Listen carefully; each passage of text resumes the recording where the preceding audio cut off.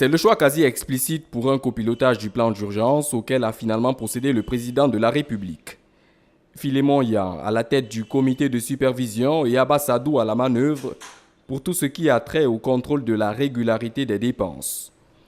Tels sont les deux hommes forts du plan d'urgence. L'un amène le dispositif politique et institutionnel alors que l'autre gère les ressources au plus près du regard du président lui-même.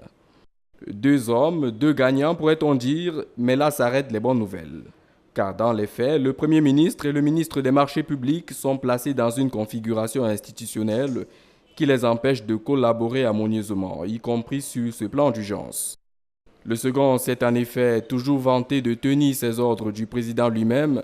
Comment donc faire, sur le dos du plan d'urgence, le mariage de la cape et du lapin? Quand on voit sa configuration, on retrouve une sorte de budget bis. Parce que c'est le même investissement. Donc, pour plus de cohérence, on aurait dû plutôt incorporer le programme dans le budget de l'État.